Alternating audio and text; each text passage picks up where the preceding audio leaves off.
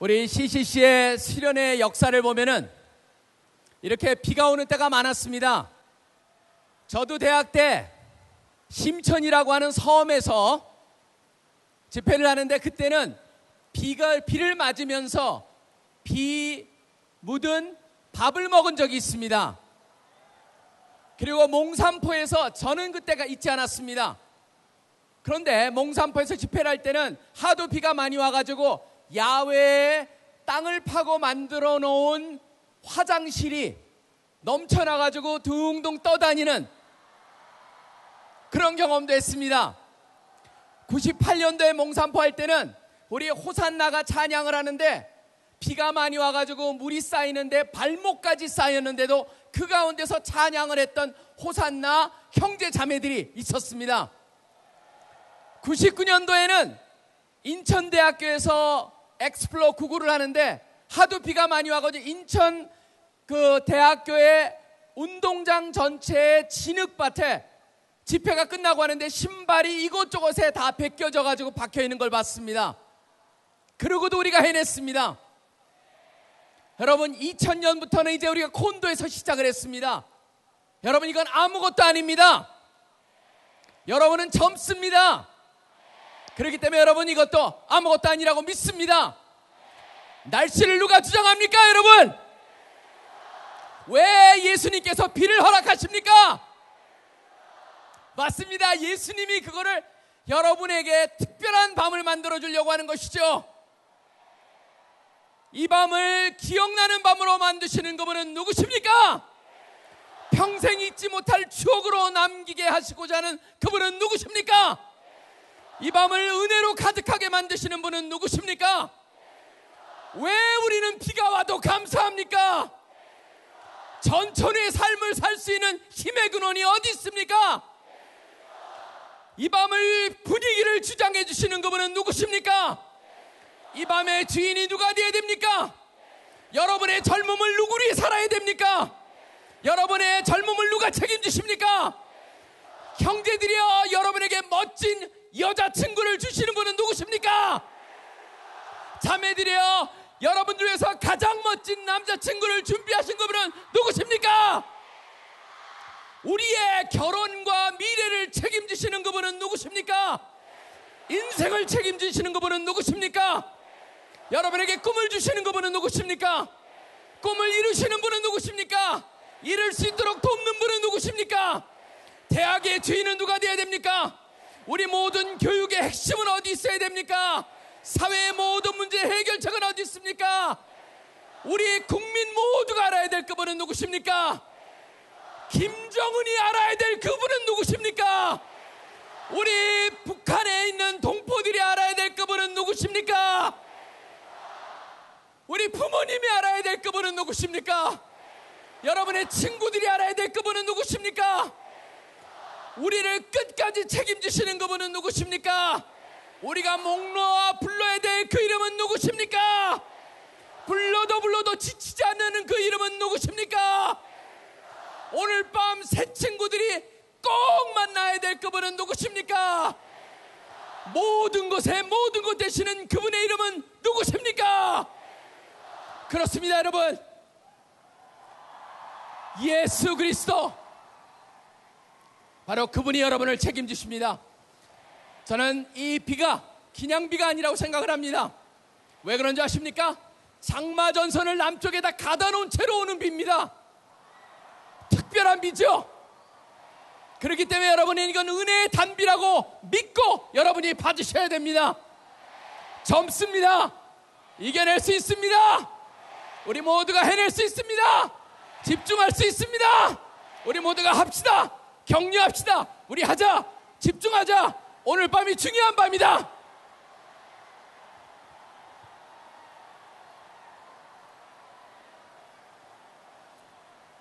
여러분들이 불편하면 서서 들으십시오. 그렇지만 되도록 앉아야지 뒤가 보입니다.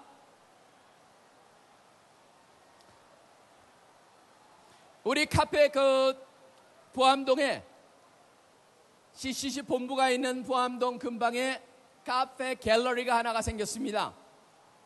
카페 갤러리가 생기는데 바로 본부로 올라오다 보면은 왼쪽 편에 카페 갤러리라고 하는 곳이 생겼는데요. 커피도 팔고 사진 전시랍니다. 최근에 거기 사진에 보면은 제가 좋아하는 시인 한 분의 그 사진을 갖다가 전시하는데, 그 시인이 박노해라고 하는 분입니다. 박노해라고 하는 분이 우리 젊은 사람들한테 특별히 이 밤에 맞는 그러한 시 하나가 그분의 시 중에 있길래 제가 가져왔습니다. 그분의 시는 이런 제목은 이겁니다. 별은 너에게로라고 하는 시입니다. 어두운 길을 걷다가 빛나는 별 하나 없다고 절망하지 말아라. 가장 빛나는 별은 아직 도달하지 않았다. 구름 때문이 아니다. 구름 때문이 아니다. 지금까지 네가 본 별들은 수억 광년 전에 출발한 빛. 길 없는 어둠을 걷다가 별의 지도마저 없다고 주저앉지 말아라. 가장 빛나는 별은 지금 간절하게 길을 찾는 너에게로 빛의 속도로 달려오고 있으니, 간절하게 찾는 자에게 빛의 속도로 달려오는 그 밤이 되기를 간절히 소원합니다. 저는 항상 우리 인간, 여러분, 우리 인생을 살 때 우리를 정확히 알아야 됩니다. 그렇기 때문에 항상 이런 말이 있습니다. 네가 누군지 정확히 알아라. 너 자신을 알라. 그럴 때 우리가 뭘 할 수가 있고 어떻게 살아야 되고, 그 다음에 바로 정체성의 문제입니다. 그게 행복을 결정하고 성공을 결정합니다. 인간 보세요. 저는 항상 그런 생각을 합니다. 인간은 아침에 딱 일어나자마자 얼마나 신기합니까? 저는 이 손가락만 봐도요 신기한 거예요. 사실은 과학자 중에 보면 이 손가락을 연구하면 손가락을 보면서 하나님의 존재를 본 사람이 있습니다. 여러분 보시면은 인간의 손가락 뼈 보십시오. 여기에 보면 3개, 3개, 3개, 12개에다 여기에 보면 2개, 14개. 손가락에만 뼈가 14개가 있습니다. 그 다음에 손 바닥에는 5개가 있습니다. 그래서 19개입니다. 바닥에. 손목에 몇 개가 있냐면 뼈가 8개가 있습니다. 이 한쪽에만 뼈가 27개가 있습니다. 여기 27개, 여기 27개. 우리 몸 전체에 206개가 있습니다. 25% 이상이 손에 있는 거예요. 근데 왜 제가 손 얘기를 할까요? 짐승도 손이 있고 침팬지도 손이 있는데 DNA 숫자도 우리랑 보면 뉴클리어드 배열도 비슷하다고 그러는데 침팬지랑 99%가 비슷하다고 그러는데 왜 손 얘기하지? 여러분, 다른 손이 아닙니다. 바로 우리 손 중에 가장 손가락 중에 손가락, 엄지손가락, 최고의 손가락입니다. 왜 그런지 아십니까? 동물의 모든 손가락은 다 한 방향으로 가고 있습니다. 심지어 엄지까지도 한 방향으로 가고 있습니다. 우리 인간만이 손가락이 360도를 돌 수가 있습니다. 그렇기 때문에 여러분 한번 이거 해보세요. 엄지랑 새끼랑 이 손가락 닿나 안 닿나? 이거 안 되는 분 있습니까? 미안합니다. 아직 인간이 덜 되신 겁니다. 인간만 이걸 달 수가 있어요. 여러분 보시면 아무것도 아닌 것 같지만 하나님이요 이걸 갖다가 이 엄지를 기가 막히게 만들으셨기 때문에 이걸 보면서 하나님이 계시다라고 말한 사람이 있어요. 누구냐? 바로 만류 인력을 발견한 아이삭 뉴턴이 그랬어요. 뉴턴이 이걸 보면서 하나님 인간을 만든 게 틀림없다. 특별히 만든 존재다. 왜냐하면 이러한 손가락을 어떻게 만드냐? 바로 제대로 아는 사람은 제대로 볼 수가 있는 거예요. 여러분, 인간은요 그 정도가 아닙니다. 인간은 특별합니다. 동물하고 달라요. 사람들이 얘기를 하죠. 인간의 뭐가 다르냐? 사람들만이 연구를 합니다. 다른 게 너무나 많다라고 하는 지적을 합니다. 요리사는 요리할 수 한다. 아리스토텔레스 같은 사람들은 정치를 하는 사람이다. 그 사람은 좀 신기한 것도 얘기했습니다. 귀를 움직이지 못한다, 인간만이. 근데 제가 아는 사람 귀를 좀 움직이더라고요. 그것만은 아닌 것 같아요. 그 다음에 어떤 사람은 그 버크 같은 사람은 이제 종교 철학자이기 때문에 인간만이 종교적이다. 그 다음에 플라톤 같은 경우는 직립보행을 할 수 있다, 인간만이. 등등을 얘기했습니다. 근데 인간의 특징 중에 가장 기가 막힌 게 있어요. 뭐냐면요, 만족하지 모르는 거예요. 누구도 만족하지 모릅니다. 여러분, 강아지는요 진짜 만족을 잘해요. 키워보니까 그래요. 만족하는 정도가 아니에요. 걔네들은 크면서요 개 사료도 맨날 똑같은 거 줘야 돼요. 개 사료 바꾸면 어떻게 됩니까? 여러분, 청소하기가 복잡해져요. 뒤처리를 해야 돼요. 그렇기 때문에 개 사료를 바꿀 때는 계속 조금씩 더하면서 다른 사료로 바뀌어야 됩니다. 바로 참전 그걸 보면서 신기했어요. 개들은 똑같은 거를 계속 먹어도 지루해하지 않는데 우리는 맨날 아무리 라면을 좋아해도 맨날 라면을 먹는다면 그럴 겁니다. 내 인생이 이게 뭐냐? 라면만 먹고 산다 그럴 거 아니에요. 우리는 만족을 못합니다. 더. 그런 속에서요 바로 뭘 보냐면은 인간들이 직면하고 있는 딜레마와 인간의 특이성을 하나 봅니다. 인간 같은 경우는요, 만족을 하지 못합니다. 만족을 하지 못하니까 인간들의 특징을 보면은 쫓아가면서 다 이상을 얘기합니다. 이상향을 얘기합니다. 각 문화마다, 대륙마다, 지역마다 그들이 꿈꾸는 이상향이 있어요. 제일 먼저 나온 게 뭐냐면은 존 밀턴 같은 사람이 말한 바로 패러다이스라고 하는 낙원을 얘기했어요. 패러다이스 러스트라고 하는 신락원에서 패러다이스 얘기를 제일 먼저 합니다. 파라다이스를 그려봅니다. 그래서 우리는 파라다이스 하면 뭔가 대단한 곳, 그런 곳이라고 생각을 합니다. 나중에는 또 그 무어 같은 사람은 어떤 얘기를 합니까? 바로 유토피아를 얘기합니다. 파라다이스가 있습니다. 유토피아 얘기를 합니다. 그 다음에 도교에서는 무릉도원이라는 것을 얘기합니다. 무릉도원을 얘기하면서 그곳에는 영원히 늙지 않고 살 수 있는 곳이라고 얘기합니다. 남미에 가보면 뭐가 있습니까? 아마존강에 숨겨진 도시가 있대요. 금으로 만들어져 있대요. 그 도시를 뭐라고 합니까? 엘도라도라고 하는 도시가 있다라고 얘기를 합니다. 우리 제주도는 없는 것 같아요. 제주도 우리나라에도요, 제주도에 가면은 뭐가 있습니까? 꿈의 섬이 있습니다. 이어도라고 하는 곳입니다. 이어도는 뭡니까? 어부들이 돌아가서 그곳에 가기 때문에 돌아오지 않았을 때 이어도에 갔다라고 합니다. 어부들이 죽으면 어디로 간다고 합니까? 이어도로 간다고 합니다. 어떤 사람은 바로 무슨 얘기를 하냐면 바로 아름다운 곳이 있다. 그래서 Lost Horizon이라고 하는 그런 소설을 보면은요, 잃어버린 지평선에 보면 샹그릴라라고 하는 얘기입니다. 샹그릴라는 사람들이 가면은 다 여러분 시대에 여러분 나이로 평생을 산다는 거예요. 늙지 않는다는 거예요. 가장 아름다운 모습으로 사는 곳, 바로 샹그릴라.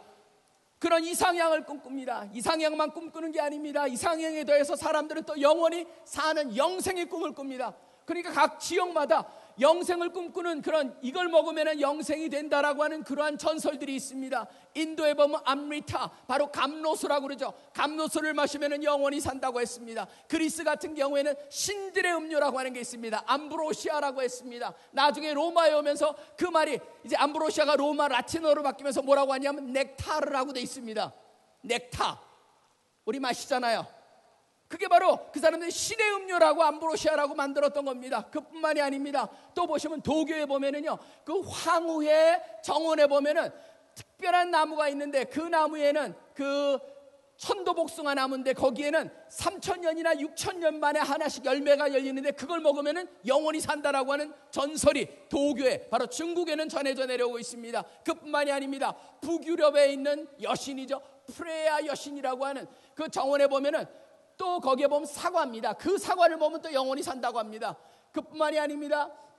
헤라라고 하는 헬라의 여신에 보면은 바로 제우스의 부인이죠. 그 헤라 여신에 보면 헤라 여신 그 정원 중에서 특별히 한 정원이 있습니다.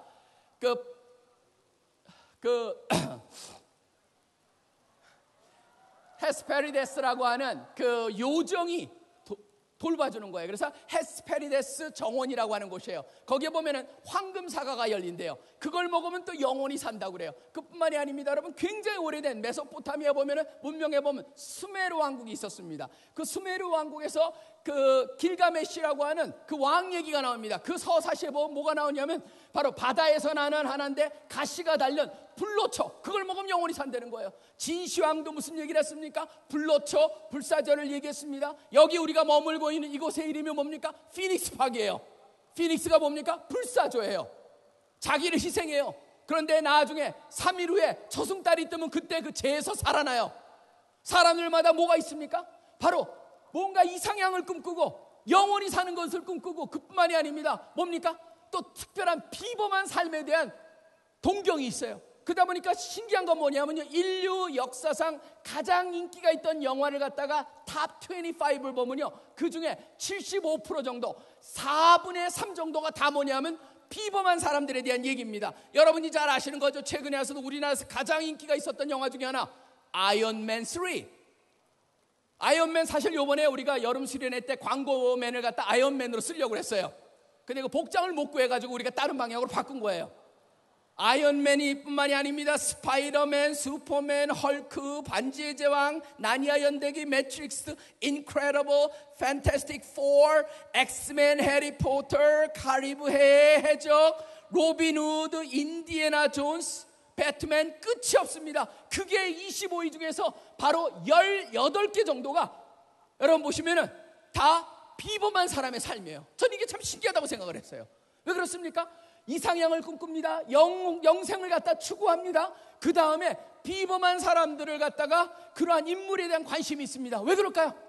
여기서 여러분 보시면요, 제가 어제 말씀드렸습니다. 하나님이 우리를 얼마나 특이하게 만들어 놓으셨습니까? 특별하게 만들어 놓으셨습니까? 놀랍게 만들어 놓으셨습니까? 바로 왜 우리가 그런 것들을 꿈꾸냐면은 바로 그게 원래 하나님께서 디자인하셨던 거예요.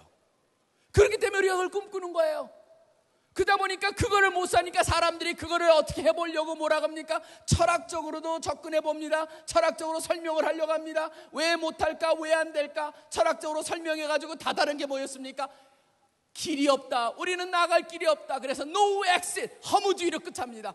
인간이 인간의 철학으로 끝을 가봤지만 여기에 해결책이 없다는 걸 발견합니다.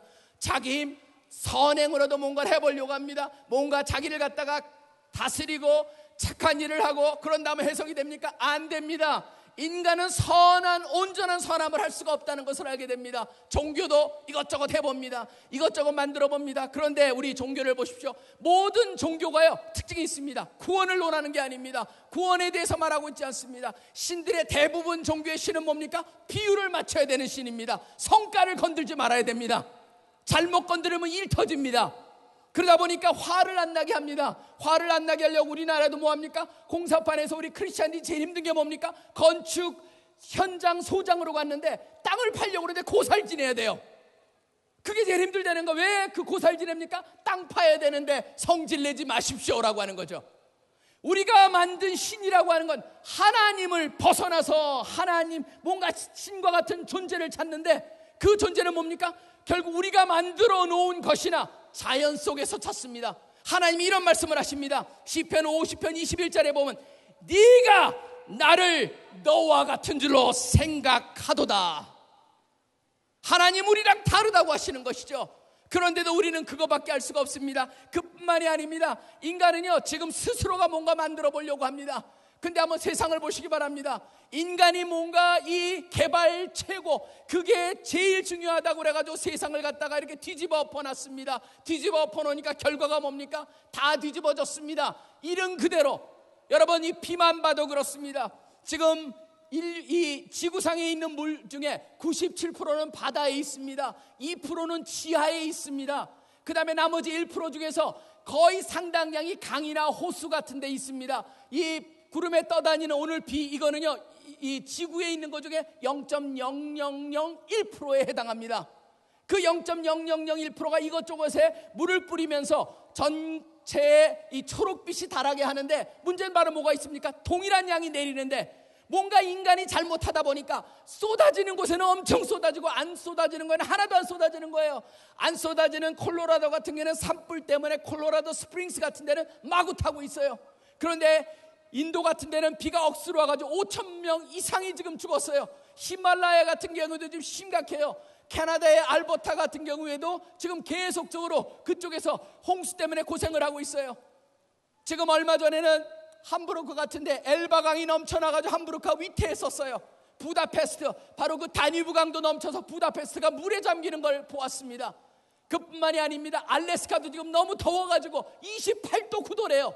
앵커리지 같은 경우에 그게 지금 세상에 온도와 모든 걸 다 뒤집어놨어요. 얼마 전에 보니까 쓰레기를 보여주는데 바로 캘리포니아 앞에 있는 모노레이 베이라고 하는 모노레이 그 마을에 가서 사람들이 깊은 곳에서 쓰레기를 기계를 가지고 퍼왔어요.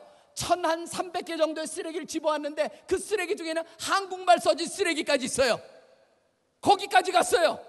지금 온통 시내에는 인간이 버린 쓰레기로 가득 차는데 그 1,300여 개의 쓰레기를 조사해 보니까 약 32%는 플라스틱이에요. 23% 정도는 깡통과 같은 일회용 용품이에요. 대부분이 일회용 용품이라는 거예요. 여러분 시내에는 지금 쓰레기가 쌓여가고 있습니다. 문제가 뭐가 있습니까? 거기는 햇볕이 다다르지 않습니다. 썩질 않습니다. 바로 그곳에서 치울 수 없습니다. 인간 스스로가 지금 그렇게 멸망해 가고 있는 거예요. 인간의 생각을 가지고 개발이라고 하는 걸로 세상을 완전히 망치고 있습니다. 거기만 망쳐집니까? 아닙니다. 자연과의 관계에서만 인간이 이렇게 엉망을 만들어 놓은 게 아닙니다. 지금 서로 다른 사람에게 관계도 엉망입니다. 얼마 전까지 갑을의 문제를 얘기했습니다. 갑이다 을이다 도대체 갑과 을의 문제를 얘기하니까 그것 때문에 신경질을 났습니다. 사람들이 갑과 을은 그래도 낫다. 우리는 병과 정이다라고 얘기하고 있습니다. 지금 그게 바로 인간의 관계 속에서 갈라질 대로 갈라졌습니다. 쪼개질 대로 쪼개졌습니다. 서로 돈 있는 사람은 돈 없다고 상대방을 무시하고, 배운 사람은 배우지 못했다고 무시하고, 어느 동네에 사는 사람들은 바로 저 동네에 사는 사람이라고 무시하고, 그런 관계도 다 깨져버렸습니다. 거기뿐만이 아닙니다. 경제도 보시기 바랍니다. 얼마 전에 그 하버드 대학의 정의란 무엇인가로 유명한 마이클 샌델 교수가 쓴 돈으로 살 수 없는 것이라는 책을 봤습니다. 그쪽에서 그분이 그런 얘기를 합니다. 지금은 모든 것이 시장 경제라는 이름으로 다 돈으로 해결을 하다 보니까 돈으로 사서는 안 되는 것까지도 돈으로 사는 시장 경제가 아니고 시장 사회가 돼버리고 있다라고 얘기를 하고 있습니다.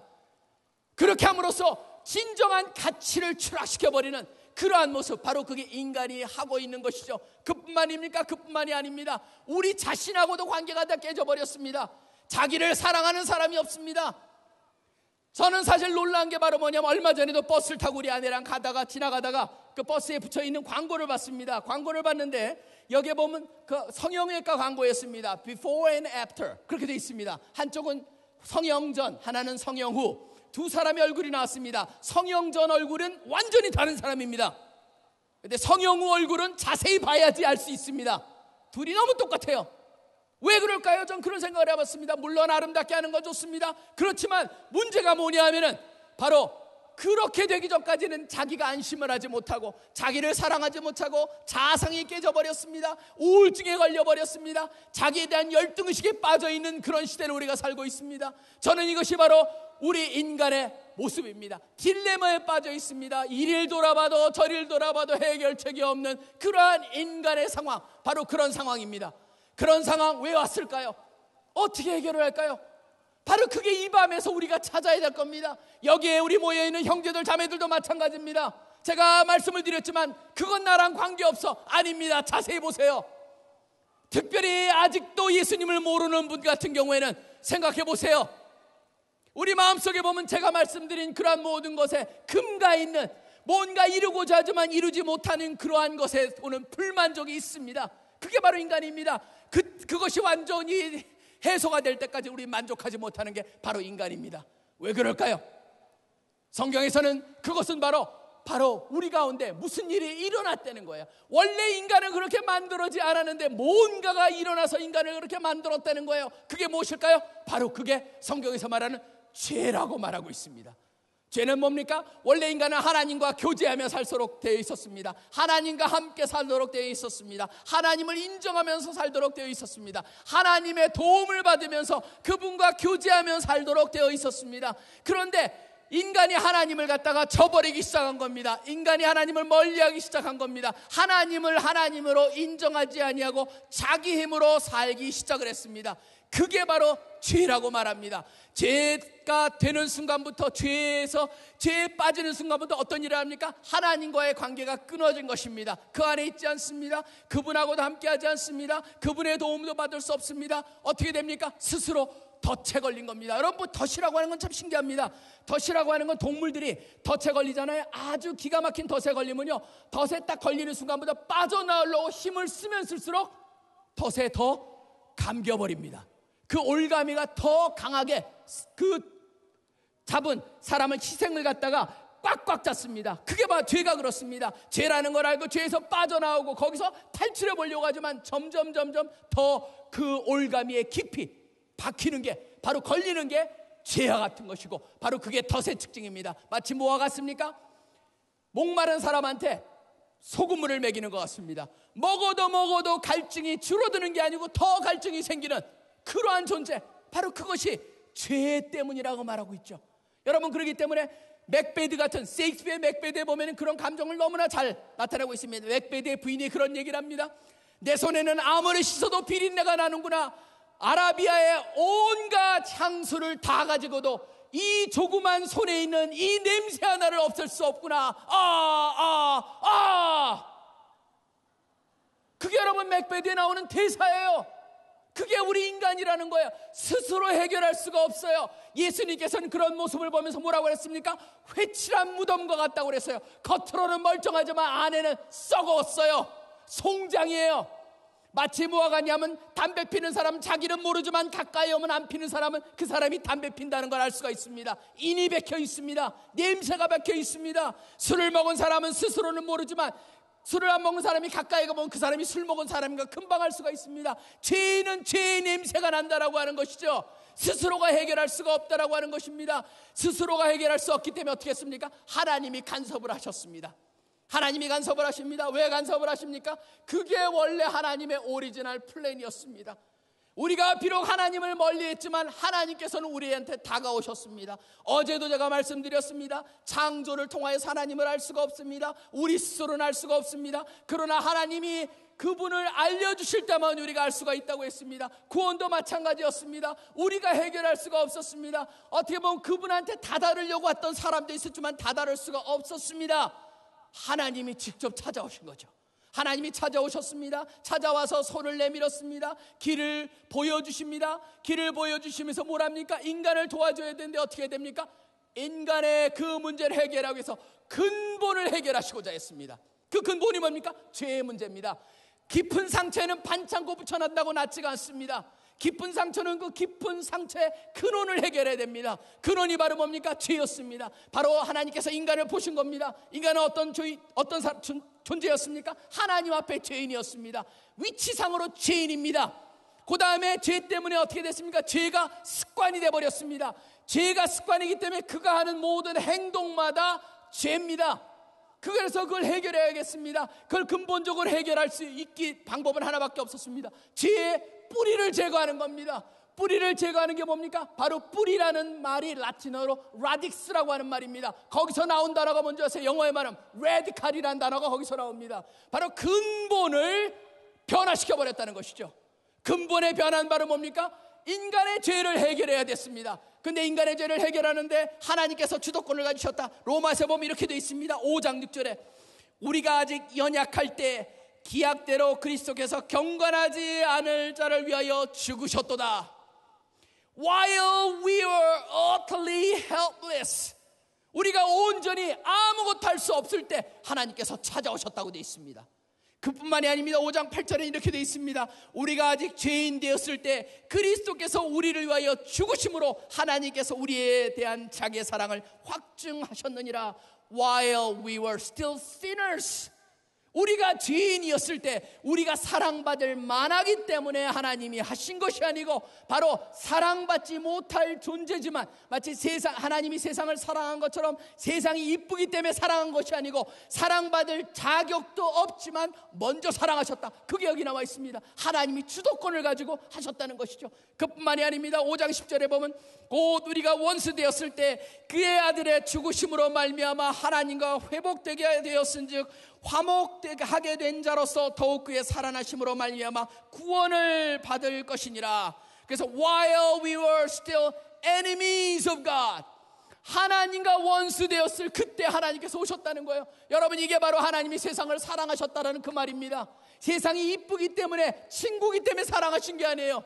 자격이 없음에도 불구하고, 원수임에도 불구하고, 아무것도 할 수 없는 초라한 존재임에도 불구하고 사랑하셨다는 거예요. 어떤 사랑이었습니까? 그리스도를 보내서 십자가에 못 박혀 죽게 하셨어요. 여러분, 이거는 굉장히 중요한 의미가 있습니다. 왜 그렇습니까? 인간의 죄를 해결하려면 죄를 다스려야 됩니다. 죄에 대한 해결책을 해야 됩니다. 하나님은 죄를 근데 그냥 용서해버릴 수가 없습니다. 왜 그렇습니까? 하나님은 사랑이시기 때문에 죄를 용서하실 수 있지만 하나님은 사랑인과 동시에 어떤 분이냐면 공의를 중요하게 여기시는 분입니다. 정의가 중요합니다. 모든 것이 올바로 죄에 대한 대가가 지불되어야 되는 것을 소중하게 여기는 분입니다. 할 수 있는 방법은 하나밖에 없었습니다. 그것이 뭡니까?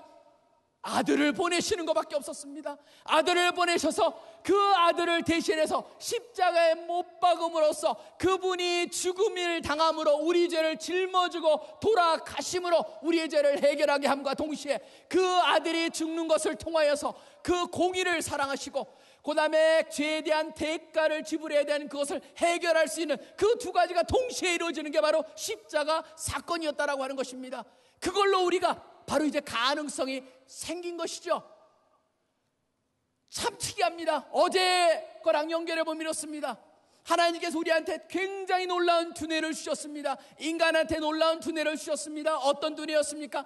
철광석에서 철을 빼낼 수 있는 두뇌였습니다. 그 뛰어난 두뇌로 뭘 합니까? 망치의 머리를 만듭니다. 못을 만듭니다. 하나님께서 나무를 자라게 해주십니다. 또 인간한테 나무를 자랄 수 있는 힘도 주셨습니다. 그러고 나서 그 인간이 그 부러뜨리고 베어낸 나무를 통하여서 망치에 자루를 만드는데 그 만들 수 있는 두뇌까지 주셨습니다. 그거를 다 해놓으시고 뭐랍니까? 하나님께 손을 뻗으셔서 거기에다가 그 만들어진 망치와 못을 통하여서 또 베어낸 십자가에다가 그 하나님을 못 박게 만드셨던 것이죠. 그게 그렇기 때문에 뭡니까? 우리는 전혀 하나님 앞에 핑계할 것이 없습니다. 왜냐하면 우리가 자격이 없음에도 불구하고 하나님이 그 일을 행하셨기 때문이죠. 하나님께서 먼저 행하셨기 때문이죠. 그렇기 때문에 우리는 그분 앞에 숙연해질 수밖에 없는 것입니다. 하늘 아래 다른 이름으로 구원을 얻을 만한 이름을 준 적이 없습니다. 예수 그리스도만이라고 성경에는 분명히 나와 있습니다. 바로 예수님이 이 땅에 오셨습니다. 예수님이 오셔가지고 십자가에 돌아가셨습니다. 하나님과 동등한 분이었습니다. 그런데 그분이 이 땅에 오십니다. 바로 죽기 위해서 오셨습니다. 해결하기 위해 오셨습니다. 올 때부터 분명했습니다. 모든 생명은 살자고 옵니다. 살려고 발버둥 치다가 죽습니다. 근데 한 생명만 죽으려고 이 땅에 왔습니다. 예수 그리스도셨습니다. 이 땅에 죽고자 하고 오셨습니다. 우리의 죄를 해결하고자 오신 것입니다. 그분이 오셔가지고 드디어 십자가에 3년의 공생애를 보내고 십자가에 잡히십니다. 여러분, 십자가의 처형이라고 하는 것은 저는 거기에 굉장한 아이러니가 있다고 생각을 합니다. 사실은요, 예수 그리스도가 십자가에 못 박혔다라고 하는 것 사람들이 이해하기가 힘들었습니다. 그 당시도 마찬가지였습니다. 헬라 사람이 보기에는 미련하고 어리석은 것이라고 했습니다. 유대 사람들은 저거는 걸림돌이라고 했습니다. 왜 그렇습니까? 하나님한테 저주받은 자라고 여겼는데 바로 그 방법을 통하여서 하나님께서 우리를 구속하셨기에 그렇습니다. 그래서 알렉사메노스라고 하는 그런 그 노예가 하나 있었습니다. 로마에 보면 유명한 그림 하나가 있습니다. 십자가에 당나귀 머리를 하고 있는 사람 하나가 십자가에 달려 있습니다. 그 밑에 한 사람이 예배를 드리고 있는 모습을 보면서 거기다 어떤 사람이 낙서를 써놨습니다. 알렉사메노스가 자기의 신에게 예배를 하고 있구나. 바로 뭡니까? 조롱이었습니다. 1세기의 조롱거리였습니다. 그런 하나님이 십자가에 못 박혀 죽어서 구원을 얻었다라고 하는 것이 조롱거리였습니다. 그 조롱이 바로 십자가였습니다. 십자가는 왜 조롱을 받습니까? 여러분, 십자가는요, 아무한테나 주는 사형거리가 아니었습니다.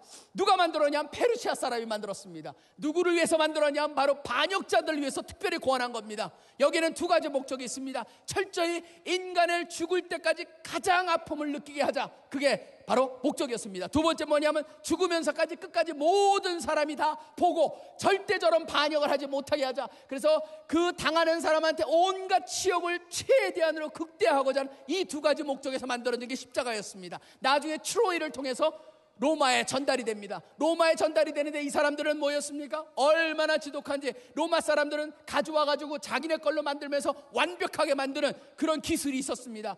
십자가를 가져와가지고 십자가에 못 박히는 사람은요, 그 플라겔lum이라고 하는 채찍입니다. 채찍이 우리가 아는 그냥 채찍이 아닙니다. 굉장히 단단한 나무에다 가죽끈이 막 달려 있습니다. 가죽끈에는 납덩어리, 쇳덩어리, 동물의 뼈 같은 것이 달려 있습니다. 그걸로 사람들의 등을 쳤습니다. 죄수의 등을 갖다 칩니다. 몇 대를 쳤는지 나와 있지 않습니다. 왜 그러냐면 이 사람들은 채찍질의 달인이었습니다. 얼만까지 칩니까? 죽지 않을 때까지 칩니다. 치면서 그 뼈가 드러납니다. 쇠로, 나부로 등에 찍히면서 뼈가 드러나는 거기다가 50kg 정도 되는 이 평행 뒤로 가는 그 나무를 매게 하고 십자가 처형장으로 끌고 가게 합니다. 끌고 가게 해가지고 도착하는 순간에 뭘 합니까? 성경에 보시면 이런 게 나옵니다. 군사들이 쓸개를 섞은 포도주를 줬다라는 얘기가 나옵니다. 쓸개를 준 포도주는 실질적으로 모략이라고 하는 데서 나오는 수지, 해면입니다. 그거를 탄 신포도주입니다. 뭐냐면 그 사람들은 뭐가 있었냐면 그걸 먹으면 약간 마취적인 효과가 있다라고 믿었기 때문에 그걸 갖다 십자가 처형당하는 사람한테 먹였습니다. 왜 그렇습니까? 나중에 멀쩡한 사람의 손에다가 못을 박는데 발광을 합니다. 사람이 아프니까. 그거를 갖다 씻게 하기 위해서 그때 그 포도주를 먹이는 겁니다. 근데 놀라운 게 뭔지 아십니까? 예수님은 그걸 거부하십니다. 끝까지 모든 고통을 다 택하십니다. 십자가에 못 박히십니다. 못이 박힌 상태로 세워지고 그 안에 있을 때 여러분 십자가의 못을 박힌 장면을 생각해 보십시오. 중력으로 사람의 몸이 밑으로 처지기 시작을 합니다. 밑으로 처지면 어떤 일이 일어납니까? 손에 박혀 있고 발에 박혀 있습니다.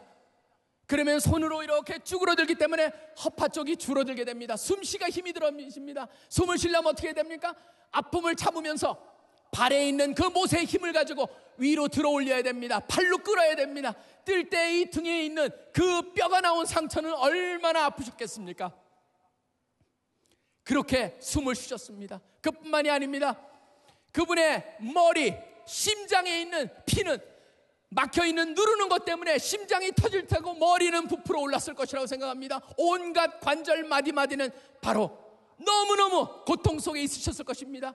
그러다 피가 나오고 그러니까 뭐가 됩니까? 갈증이 생깁니다. 2중 3중의 고통, 육체적인 고통, 그 극치의 고통을 예수님께서는 달게 받으셨습니다.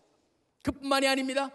그분은 철저하게 죄라는 것은 너무너무 싫어하셨던 분입니다. 죄는 한 번도 진 적이 없는 분이라고 되어 있습니다. 죄가 없대 하나도 없다라고 했습니다. 그런 분이 뭐가 됐습니까? 성경엔 저주가 되었다고 했습니다. 우리의 모든 죄를 지었다고 했습니다. 심지어 세상 죄를 짊어지고 가는 어린 양이라고 했습니다. 그런 분이 그 죄를 짊어지고 십자가 상에 세워진 것입니다.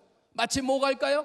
여기 자매가 아주 깨끗한 하얀 옷을 입고 이제 소중한 사람을 만나러 가려고 하는 그때 옆에 지나가는 사람이 어떤 사람이 흙탕물을 튀겨가지고 흙탕물을 뒤집어 쓰고 어떤 사람이 뭘 떨어뜨려가지고 여기에 막 범벅이 묻었을 때 그 기분, 그런 기분을 뛰어넘는 비교할 수 없는 그런 기분의 극단, 그것이 바로 예수님께서 그 십자가에서 죄 때문에 느끼셨던 기분일 것이라고 생각합니다. 그뿐만이 아닙니다. 철저히 버림받으셨습니다. 3년 동안 그렇게 열심히 돌봐줬던 제자들, 예수님이 십자가에 달리다 성경에 나와 있습니다. 다 버렸다고 했습니다. 하나도 빠지지 않았습니다. 모두가 버려버립니다. 심지어 누구한테도 버림을 받습니까? 하나님 아버지한테도 버림을 받습니다. 엘리 엘리 라마 사박단이라고 외치십니다. 아버지여 아버지여 왜 나를 버리시나이까? 영원한 교제가 끊어지는 순간이었습니다. 그 가슴 아픔을 경험하십니다. 그뿐만이 아닙니다. 창세부터 지금까지 왔던 인간의 모든 죄를 다 그 죄를 향한 하나님의 진노가 예수님한테 퍼부어졌습니다. 그것이 바로 얼마나 두렵습니까? 여러분이 조그만 죄를 갖다가 지어주고 그런 상황에서 부모님이 부를 때조차도 두려운 게 우리인데 예수님께서는 그 모든 죄를 짊어지시고 바로 십자가에 돌아가실 때 그 두려움, 그렇지만 그거를 행하셨습니다. 그거를 십자가에서 다 이겨내셨습니다. 감당하셨습니다. 담당하셨습니다. 왜 그렇습니까? 바로 우리를 위해서였습니다. 여러분을 위해서였습니다. 우리를 온전케 하기 위해서였습니다. 그게 바로 예수님의 십자가의 죽음의 의미입니다, 여러분. 그렇지만 죽은 걸로 끝나지 않았습니다. 그분은 부활하셨습니다. 3일 만에 부활했습니다. 어제 말씀드린 임사체험하고 다릅니다.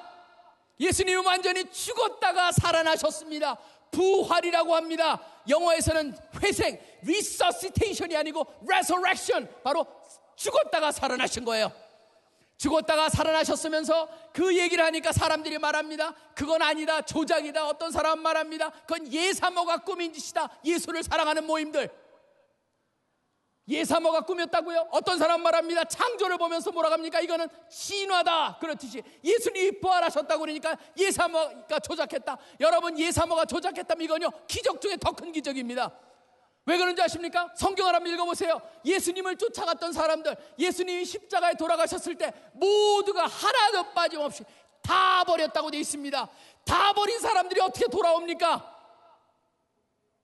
여러분, 그뿐만이 아닙니다. 흥미로운 건 바로 뭐냐면 예수님 당시에 그런 유대교에 그런 류의 이 마지막 때 메시아를 쫓는 집단들이 열 몇 개가 있었다는 기록이 있습니다.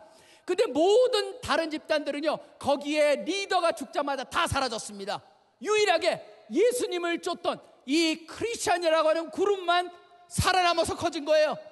또 뭐가 기적이 있는지 아십니까?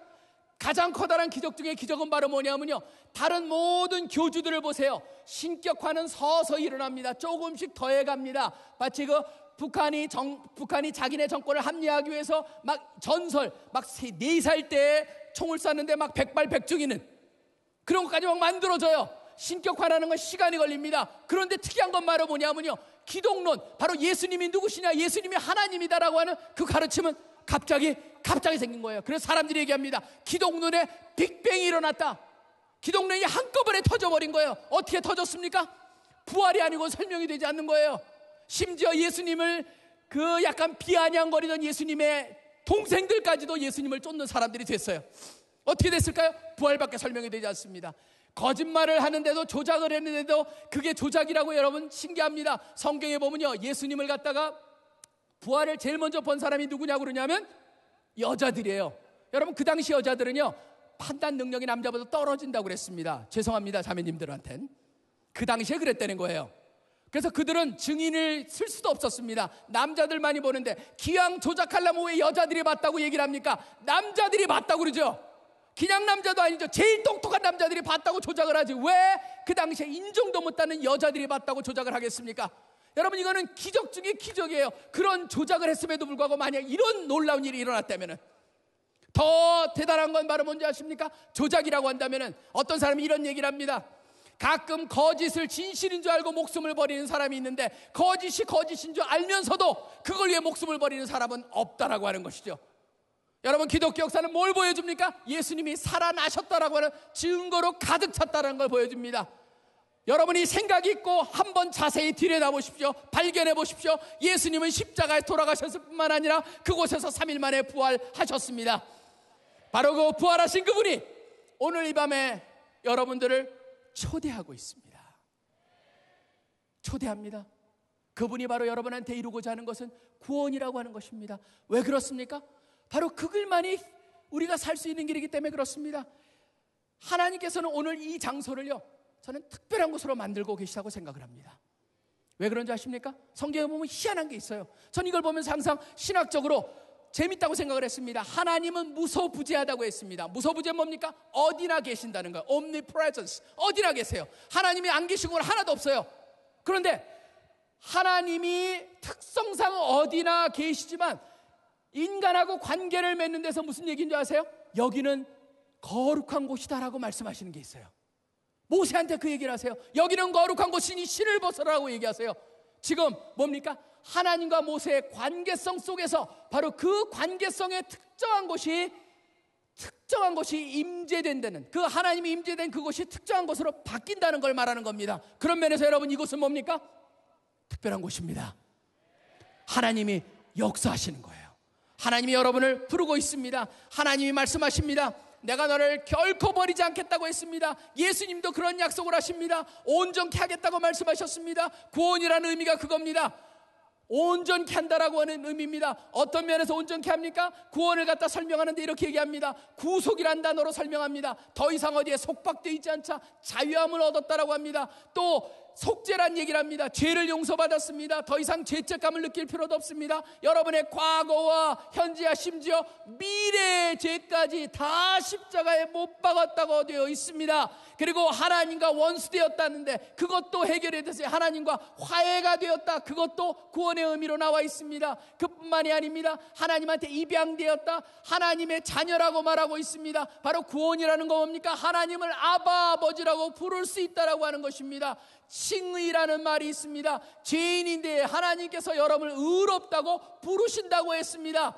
이제 여러분들이 의로운 자, 그래서 그분 앞에 나갈 수가 있다는 것이에요. 또 뭐가 나옵니까? 새로운 창조라는 말이 되어 있습니다. 새 것으로 만들어주신다는 거예요.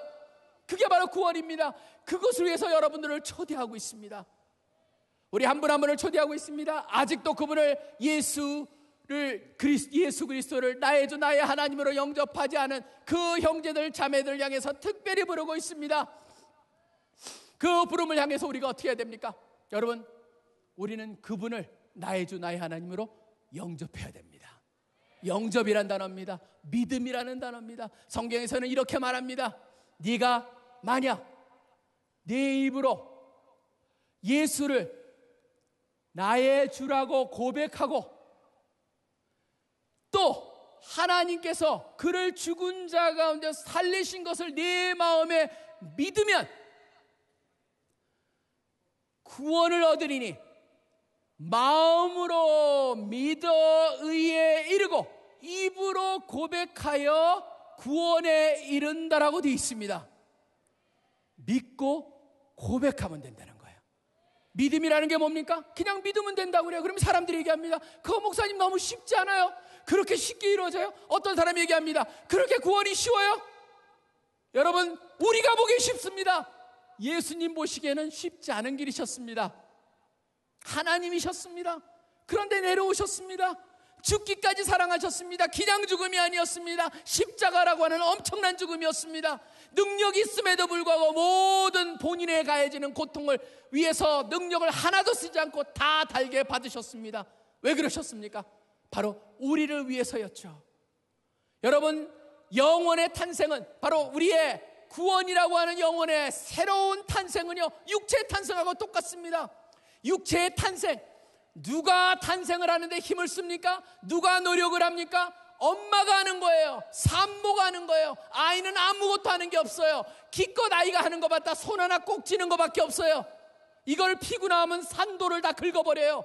그러니까 아이가 하는 건 이것만 꽉 쥐고 가만히 있는 거예요. 그럼 엄마가 힘을 써요. 산모가 힘을 쓰면서 아이가 나오는 순간 아이가 하는 거는 네 하는 그거밖에 없어요. 영혼의 탄생도 마찬가지입니다. 아무것도 여러분이 필요가 없습니다. 그냥 뭘 하는 겁니까? 하나님, 저를 이렇게 놀랍게 만들어주시고 저 한 사람을 위해서 놀라운 진정 시편 139편에서 말하는 모래알과 같은 셀 수 없는 계획들을, 꿈들을, 비전들을 이미 다 만들어 놓으신 것 감사합니다.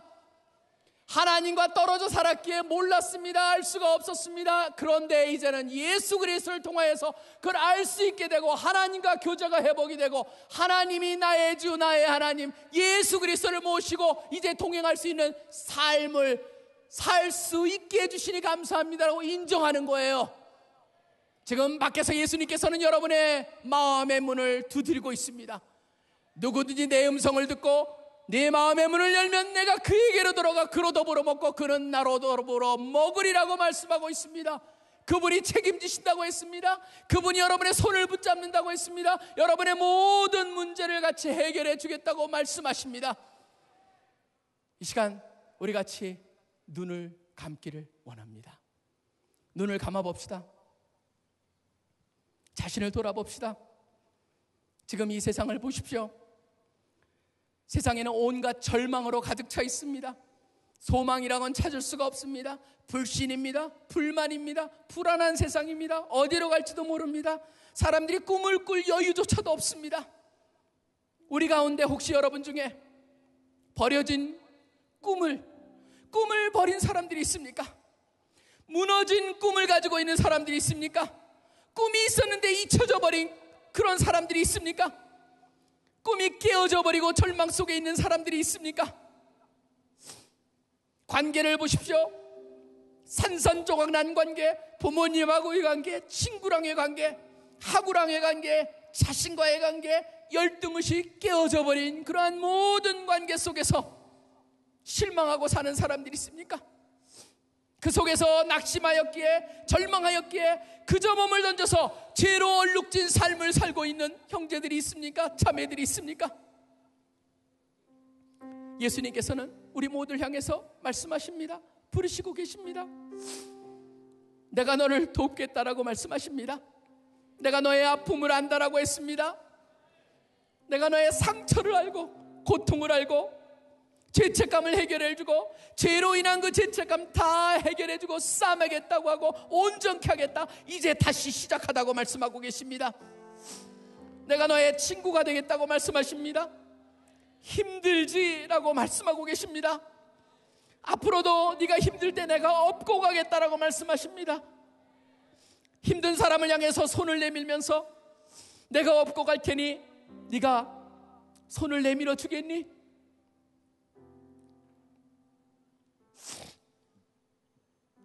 우리는 비범하게 만들어진 존재였습니다. 평범하지 않았습니다. 초라하지 않았습니다. 근데 언젠가 우리를 갖다가 세상이 초라하게 만들어버렸습니다. 아무것도 아닌 잘못된 것들이, 그런 생각들이 우리를 초라하게 만들어버렸습니다. 아무것도 아닌 것으로 만들었을 뿐만 아니라 우리 모두를 너무나 못된 것으로, 잘못된 것으로, 잘못된 방향으로 끌고 가고 있었습니다. 예수님께서 그 모습을 보셨습니다. 그렇게 놔둘 수 없었습니다. 그분이 오신 것입니다. 우리를 위해서 오셨지만 바로 여러분 한 분 한 분을 위해서 오셨습니다. 지금 그분이 여러분의 마음의 문을 두드리고 있습니다. 캠퍼스에 삶이 힘이 듭니까? 전공에 있어서 힘이 듭니까? 공부하는 것도 힘이 듭니까? 미래가 불확실합니까? 두려움이 생깁니까? 염려가 생깁니까? 왜 우리 집안은 이런지 그런 불만이 있는 분이 있습니까? 왜 우리 어머니는 그러고 우리 아버지는 그런지 그런 생각 속에 잠겨있는 형제들이 있습니까? 자매들이 있습니까? 예수님과의 만남을 통하여서 모든 치유의 시작이 이루어집니다. 그분이 찔림을 통하여서 우리가 나음을 입습니다. 그분의 고통을 당하심으로 우리가 치유를 받습니다. 우리의 문제들이 해결되기 시작을 합니다. 우리가 새로 서지기 시작을 합니다. 바로 이제 우리가 그 순간이 왔습니다. 바로 하나님께서는 여러분을 부르고 계십니다. 예수 그리스도를 너의 마음에 주로 영접해라. 예수를 내가 죽음에서 살린 것을 믿어라. 그럼 이제 예수가 너와 함께 동행하면서 너를 이끌어 주실 것이고, 너의 손을 잡고 너의 깨져버린 꿈을 새로 세울 것이며 그 꿈을 이룰 수 있게 도와줄 것이다 라고 말씀하고 있습니다.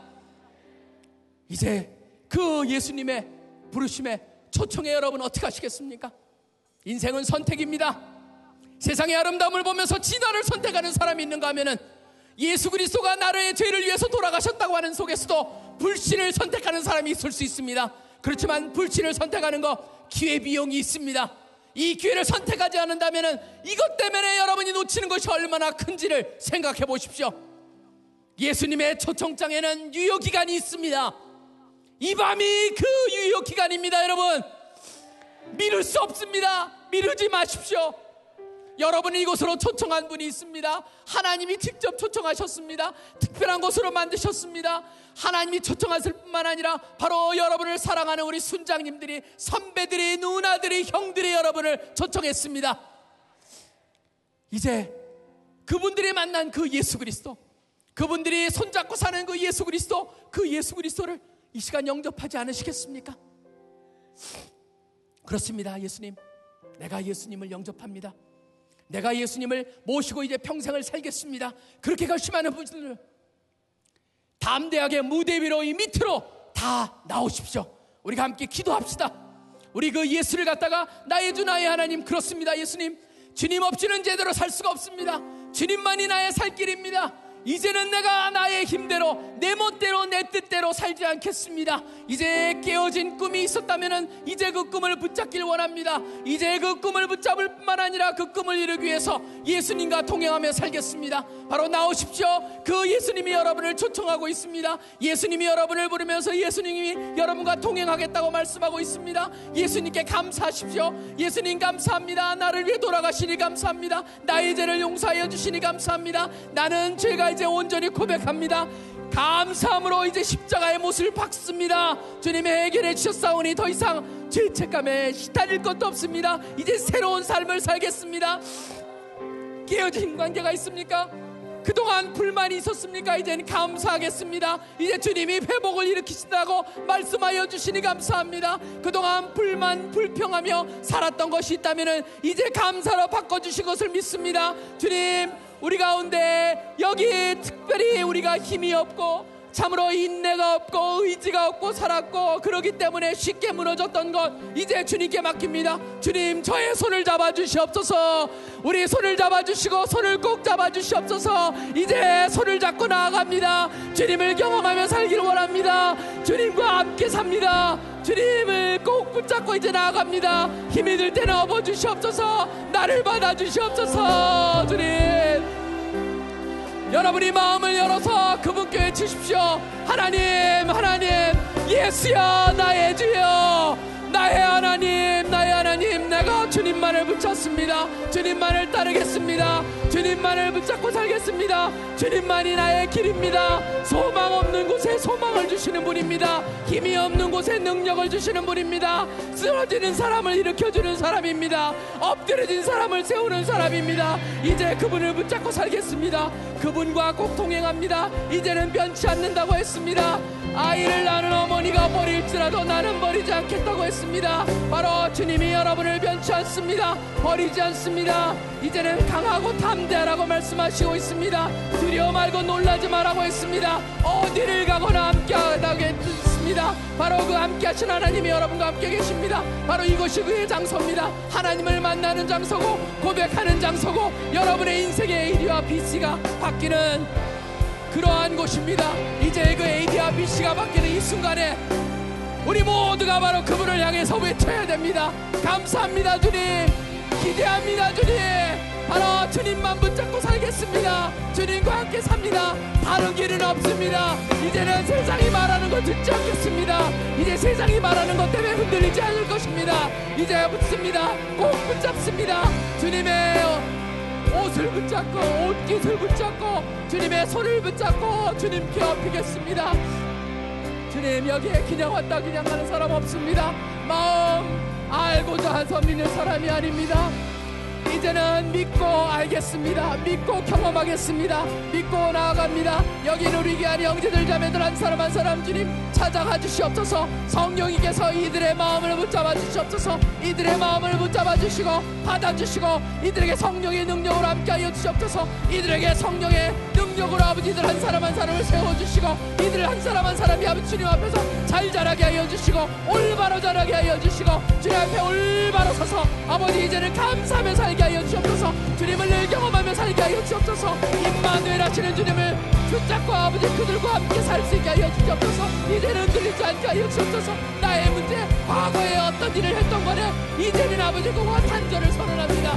이제는 주님 앞에 나가는 은혜에 나가는 믿음이라고 하는 그러한 우리가 패스워드를 얻었습니다. 이제 거기를 붙잡습니다. 이제 우리가 나아갑니다. 그거밖에 없습니다. 주님 감사합니다. 주님 능력을 행하여 주시니 감사합니다. 여기 있는 우리 모두를 위해서 십자가에 돌아가여 주시니 감사합니다. 이제 그 돌아가신 예수 그리스도를 우리가 붙잡고 꼭 붙잡고 나아갑니다. 이제는 흔들리지 않습니다. 이제는 캠퍼스로 돌아갑니다. 캠퍼스에 이제 전도의 용사가 되고 전도 캠퍼스의 파수꾼이 되겠습니다. 여기는 우리 한 사람 한 사람 바로 이제는 이곳이 아버지 부모님하고의 새로운 관계의 시작이 되는 포인트가 되게 하여 주시옵소서. 형제들과 자매들과 새로운 관계를 시작하는 포인트가 되게 하여 주시옵소서. 인생에 있어서 모든 것에 새로움이 시작되는 순간이 되게 하여 주시옵소서. 새로움에 새로움이 되게 하여 주시고 능력에 능력이 되게 하여 주시고 아버지 이것을 특별하게 기억하여 주셔서 평생의 아버지들이 기억하는 그런 추억의 장소로 만들어 주시옵소서. 이것이 주님이 늘 아버지 힘들 때마다 기억해야 되는 장소가 되게 하여 주옵소서. 아버지 이것이 그곳이 되길 원하오니 주님 아버지 이곳을 붙잡아 주시옵소서. 아버지 주님께서 알려주시고 아버지 보내주시기 원합니다.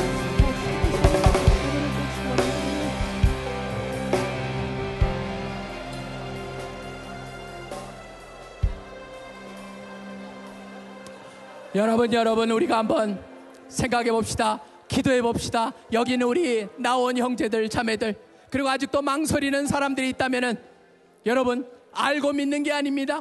믿을 때 알 수가 있습니다. 믿을 때 경험할 수가 있습니다. 여러분이 믿었기에 이제 하나님이 여러분 가운데 임하셨습니다. 예수님이 여러분의 주인이 되셨습니다. 여러분 안에서 여러분과 함께 사실 것입니다. 도와주실 것입니다. 여러분의 손을 꼭 잡을 것입니다. 강하고 담대하라고 그랬습니다. 두려워하지 말고 놀라지 말라고 했습니다. 네가 어디를 가든지 함께 하겠다고 했습니다. 임마누엘 함께 하시는 하나님이십니다. 그분을 믿으십시오. 그분이 가까이 있을 때 부르라고 했습니다. 여러분이 불렀습니다. 이곳이 특별한 장소가 되었습니다. 여러분 삶에 있어서 특별한 장소입니다. 힘들 때도 기억하십시오. 이제는 여러분 AD와 BC가 갈라졌듯이 여러분의 인생에 변화가 생긴 것입니다. 부모님과의 깨어진 관계가 있는 사람들한테는 회복의 시작이 일어납니다. 형제들과 어려웠고 자매들과 어려웠던 관계들이 있는 사람은 이제 새로운 관계가 시작되기 시작합니다. 과거에 여러분이 어떤 삶을 살았건 상관없습니다. 예수님이 다 지워버리겠다고 했습니다. 다 깨끗하게 하겠다고 했습니다. 새로운 삶이 시작된다고 했습니다. 이제는 우리가 새롭게 올바로 살겠다고 하나님 앞에 약속해야 됩니다. 그래서 예수님이 십자가에 돌아가신 그 고통과 죽음을 헛되지 않게 해야 되겠습니다. 우리가 그 하나님을 위해서 그렇습니다. 주님, 제가 주님의 손을 내밉니다. 주님의 손을 꼭 잡고 살겠습니다. 주님만을 따르겠습니다. 흔들리지 않겠습니다. 기억하겠습니다. 함께 하겠습니다. 능력을 의지하며 살아갑니다. 이제 편치 않겠사오니 주님 제 손을 꼭 잡아주시고 저를 품어주시고 안아주시옵소서. 우리가 다시 한번 주여 외치고 나서 기도합니다. 자, 한번 외쳐봅니다. 주여.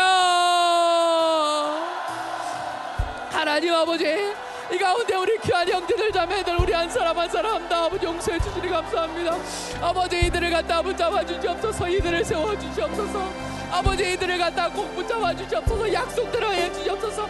주님을 경험하는 사람들에게 하여 주시옵소서. 주님과 아버지 영원히 떠나지 않는 사실을 믿고 살게 하여 주시옵소서. 사람들이 알고 믿는다고 합니다. 근데 이들이 믿기로 했습니다. 믿었으니 이제는 알기 시작합니다. 주님을 경험하기 시작합니다. 주님을 알 수 있게 됐습니다. 주님이 도와주신다고 했습니다. 주님을 경험하게 하여 주시옵소서. 여기는 우리 귀한 사람 한 사람 한 사람 주님께서 아버지 성령의 말을 입혀주시고 성령의 은혜로 채워주시고 기름 부어주시옵소서. 이들의 삶을 통해서 역사하여 주시옵소서. 이들을 붙잡아 주시옵소서. 이들을 세워주시옵소서. 이들을 사용하여 주시옵소서. 캠퍼스의 파수꾼이 되게 하여 주시고 전도의 용사가 되게 하여 주시고 예수 그리스도의 용사로 만들어 주시옵소서. 아버지, 그 일을 행하실 것을 믿습니다. 주님 도와주시고 주님 이들을 갖다 붙잡아 주시고 이들을 아버지 이끌어 주시옵소서. 믿습니다. 주님, 자식을 낳은 부모라도 자식을 버릴지라도 나는 너희를 버리지 않겠다고 했습니다. 영원히 함께하다고 했습니다. 그 영원을 함께하실 주님을 위해서 감사합니다.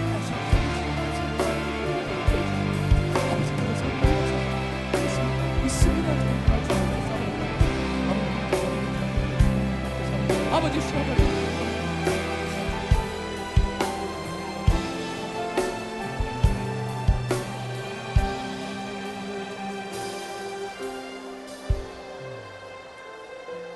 기도하겠습니다. 기도하겠습니다. 우리 이 밤을 위해서 제가 기도로 마칩니다. 기도에 동참해 주십시오. 하나님 아버지 감사합니다. 비를 그쳐주시니 감사합니다.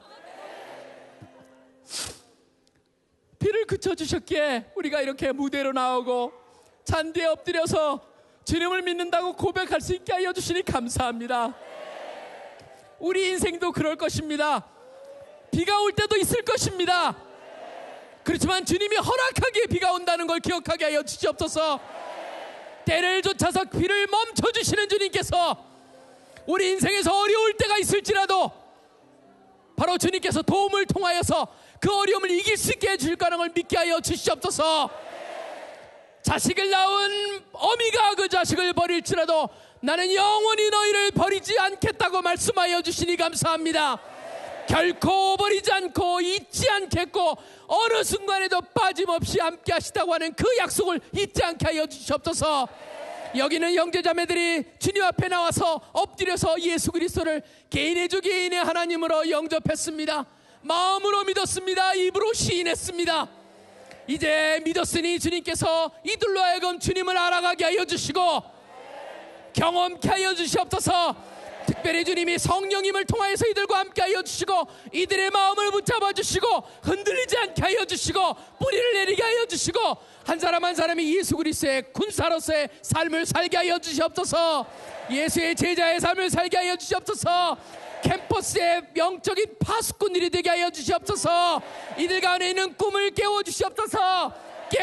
깨어져 버린 꿈을 회복시켜 주시고 던져버린 꿈을 다시 한번 세워주시며 그 꿈을 이루기 위해서 주님께서 이들의 손을 붙잡아 주시고 힘들 때는 업어가게 하여 주시옵소서. 이제는 이들의 BC와 AD가 갈라진 점이었습니다. 이 밤은 특별한 밤이었습니다. 바로 이 평창의 피닉스 밖에 있는 대집회장은 바로 이들의 삶에 있어서 이제는 새로운 획을 그었습니다. 분수령이 되어버렸습니다. 이제는 달라진 존재를 주님께서 만들어 주셨습니다. 새로운 창조가 시작되었습니다. 이제 이들과는 모든 부모님, 형제, 자매, 친구, 자기 스스로의 관계, 학업과의 관계, 모든 관계에서 새로운 시작이 있을 것을 기대합니다. 이제 믿음으로 나아갑니다. 여기는 우리 한 사람 한 사람 주님께서 꼭 붙잡아 주시옵소서. 꼭 안아 주시옵소서. 눈동자같이 지켜주시옵소서. 이제는 CC안에서 훈련 잘 받아서 소중하고 이 세상을 변화시킬 수 있고 영향을 줄 수 있는 그런 리더들로 만들어 주시옵소서. 주님 감사합니다. 찬양합니다. 이 아름다운 밤을 주신 주님을 찬양합니다. 이 모든 기도 살아계서 지금도 역사하고 계시는 예수 그리스도 이름으로 간절히 기도합니다.